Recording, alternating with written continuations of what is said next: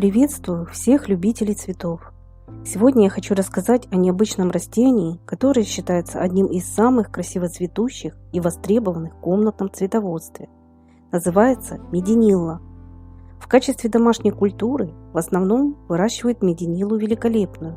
Но несмотря на ее роскошный и притягивающий восторженные взгляды вид, мединилла довольно редко встречается в наших домах. Что неудивительно, ведь эта тропическая красавица не так часто появляется на полках цветочных магазинов.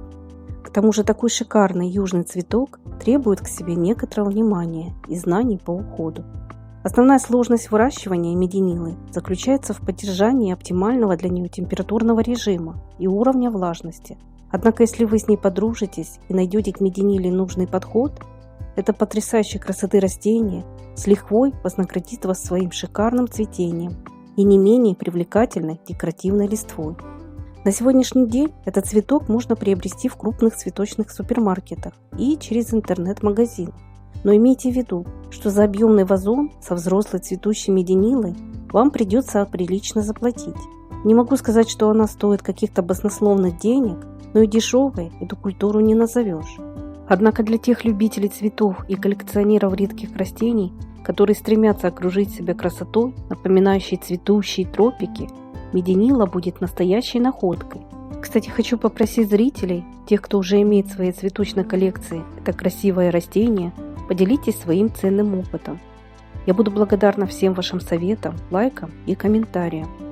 Не забудьте также подписаться на наш канал, чтобы не пропускать выход новых видео. Это красиво цветущее растение в природной среде произрастает во влажных тропических лесах. Его родиной считаются Филиппинские острова, Индия, Африка и Австралия. Мединилла встречается даже на острове Мадагаскар. Произрастая в тропиках, это растение может достигать 2 метров в высоту. При домашнем контейнерном выращивании размеры мединиллы в основном не превышают 70-120 см. Хотя надо признать, что даже небольшой кустик мединиллы способен преобразить любой интерьер. Мединилла имеет раскидистую крону, состоящую из темных ребристых стеблей и крупной темно-зеленой листвы. Листья этого растения привлекательны даже сами по себе. Они плотные, с глянцевым покрытием и выразительным рисунком в виде светлых прожилок. Но чтобы вырастить красивый, а главное здоровый куст, за мединиллой потребуется соответствующий уход. Но оно того стоит. Цветущая мединилла не может не обратить на себя внимания. Это настоящее украшение в виде раскидистых веток и причудливых пышных соцветий необычной формы и яркого розового цвета преобразят любое помещение. Хотя встречаются растения с красными и даже фиолетовыми соцветиями. Цветы мединиллы настолько красивые, что их хочется рассматривать бесконечно. При хорошем уходе цветение этой тропической культуры длится достаточно долго. Оно начинается примерно в апреле, а заканчивается в июле. К весне куст наращивает длинные, плотные цветоносы. Цветочные бутоны довольно увесистые, из-за чего стебли мединиллы обычно имеют изогнутый, поникающий вид. Роскошные кистеобразные соцветия состоят из множества мелких цветков, и весь этот эффектный букет сверху венчают очаровательные крупные лепестки, а точнее предцветники, которые достигают длину около 10 см. На начальной стадии соцветия мединиллы чем-то напоминают молодые виноградные грозди. По окончанию цветения на месте цветков завязываются мелкие ягодки. Внутри этих плодов содержится большое количество семян.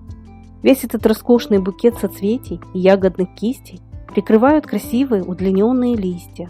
Раскидистая крона мединиллы создает эффектный фон из сочной темной зелени, который красиво контрастирует с яркими, свисающими, словно гирлянды соцветиями. Если вы хотите окружить себя этой красотой, учтите, что основная сложность по уходу за мединиллой заключается в достаточном освещении, поддержании температурного режима и влажности.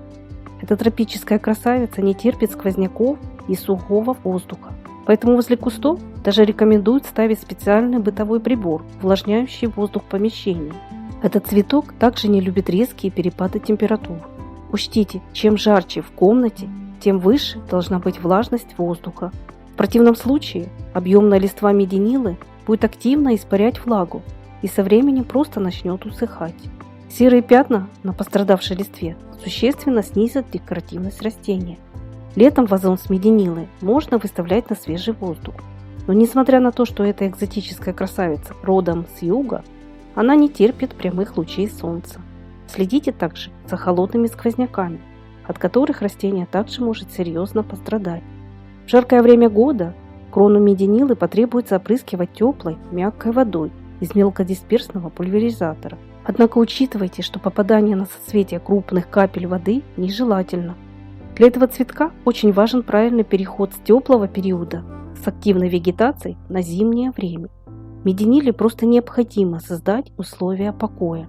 Для этого вазон располагают в прохладной комнате или на утепленной лоджии с обязательным освещением и температурой воздуха около 17 градусов тепла. Учтите, если ваше растение будет зимовать при более высоких температурах, скорее всего, в следующем сезоне цветения вы не дождетесь. В лучшем варианте появится 1-2 мелких соцветия, которые быстро отцветут. При выращивании мединилы обратите внимание на состав грунта. Субстрат для этой культуры должен быть питательным и рыхлым. Для этого в почву можно добавить нарезанный мох сфагнум, вермикулит, либо агроперлит, а также кусочки древесного угля. Все эти компоненты, как и качественный готовый субстрат, можно приобрести в цветочных магазинах. И не забудьте там же купить небольшую упаковку керамзита, который необходимо насыпать на дно горшка в качестве дренажа. Для этой цветущей культуры также важно хорошее рассеянное освещение. В зимнее время, возможно, даже и потребуется дополнительная подсветка. Не забывайте также кормить свою мединилу. Без хорошего света и внесения питательных веществ красивого и обильного цветения от нее вы не добьетесь. Кстати, для этого тропического цветка нежелательно расположение на жарких южных окнах. Ей лучше подойдут подоконники с восточной или западной ориентацией. Уверена, если вы найдете свой подход к этой довольно капризной красавице, мединила обязательно отблагодарит вас своим роскошным видом и долгим цветением, которое может продлиться с весны и до середины лета. А если вам эта информация была хоть немного полезной, не забудьте, пожалуйста, поставить лайк. И до новых встреч на нашем канале.